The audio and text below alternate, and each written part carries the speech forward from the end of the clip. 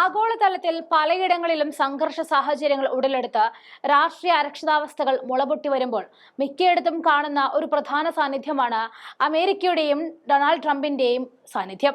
എല്ലായിടത്തും ഇടപെട്ട് main role കളിക്കുന്ന അമേരിക്കയ്ക്ക് കിട്ടിയ പണി പക്ഷേ ഇതൊന്നുമല്ല.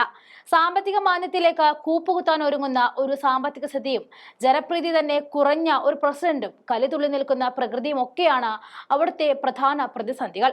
കാട്ടുതീയും ചുഴലിക്കാറ്റും ഒക്കെ ആഞ്ഞു വീശി അമേരിക്കയിലെ പ്രകൃതിയുടെ കോപം ഇപ്പോഴും തീർന്നിട്ടില്ല എന്നാണ് പുറത്തുവരുന്ന റിപ്പോർട്ടുകൾ വ്യക്തമാക്കുന്നത്.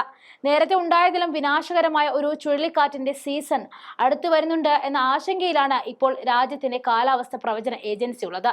അതുമാത്രമല്ല, നാഷണൽ വെതർ സർവീസ് ജീവനക്കാരുടെ ക്ഷാമം നേരിടുന്നതും പല ഓഫീസുകളിലെയും പരിചയസമ്പന്നരായ അധികൃതരില്ലാത്തതും സമയബന്ധിതമായി തീരുമാനങ്ങൾ അറിയിക്കുന്നതിലെ തടസ്സം വരുത്തിയേക്കാം എന്ന ആശങ്കയും ഏജൻസികൾ പങ്കുവെക്കുന്നുണ്ട്. ന്യൂയോർക്ക്, ക്ലിവാൻഡ്, ഹ്യൂസ്റ്റൺ, ടാംബ എന്നിവ ഉൾപ്പെടെയുള്ള പ്രധാന നഗരങ്ങളിലാണ് ചുഴലിക്കാറ്റ് ബാധിക്കുവാൻ സാധ്യതയുള്ള ഇടങ്ങൾ.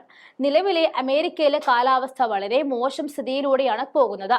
കൂടാതെ മഴ, താപനില, കാറ്റിന്റെ വേഗത എന്നിവയിലെ ദൈനംദിന ഏറ്റക്കുറച്ചിലുകൾ ഉൾപ്പെടെയുള്ള കാലാവസ്ഥ വ്യതിയാനങ്ങളെ അടിസ്ഥാനമാക്കി ടൈഡ് ആൻഡ് വെതർ പ്രവചന കമ്പനി നടത്തിയ വിശകലനത്തിൽ തലകീഴായ കാലാവസ്ഥ രേഖപ്പെടുത്തുന്നത് അമേരിക്കയിലെ ഏറ്റവും ജനസംഖ്യയുള്ള 50 നഗരങ്ങളിലാണ് എന്ന് തെളിഞ്ഞു.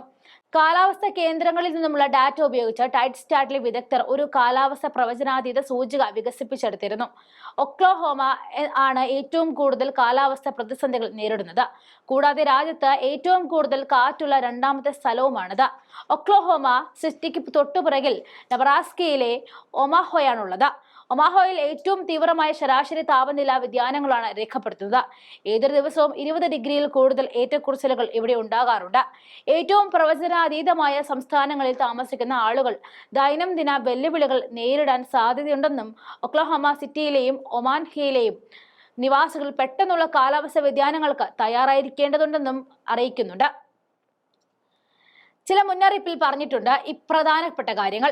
ദൈനംദിന താപനിലയിലും കാറ്റിലും മഴയിലും വലിയ ഏറ്റക്കുറച്ചിലുകൾ കാണുന്ന മിനിയാപോളിസ്, ഇൻഡ്യാനോപോളിസ്, ചിക്കാഗോ, ഫോർട്ട് വർത്ത് എന്നീ നഗരങ്ങൾക്കും മുന്നറിയിപ്പ് ബാധകമാണ്.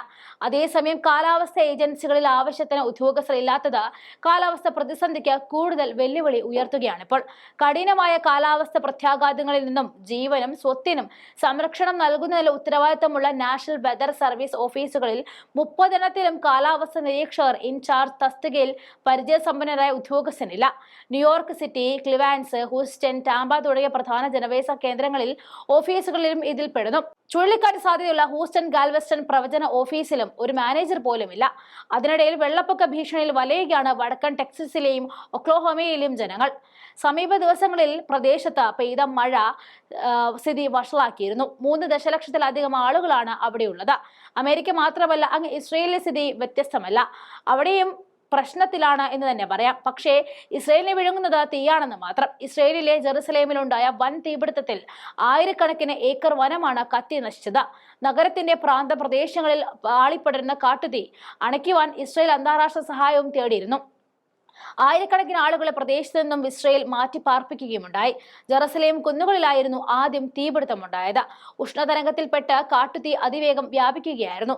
കാട്ടുതീ മൂലം ടെൽ അവീവിനെ ജെറുസലേമുമായി ബന്ധിപ്പിക്കുന്ന പ്രധാന ഹൈവേ ഇസ്രയേൽ അടച്ചിരുന്നു. 160-ലേറെ അഗ്നിശമന സേനാ യൂണിറ്റുകളും 12 വിമാനങ്ങളും തീ അണയ്ക്കുവാനുള്ള ശ്രമത്തിലാണെന്നും ഇസ്രയേലി മാധ്യമങ്ങൾ റിപ്പോർട്ട് ചെയ്തു.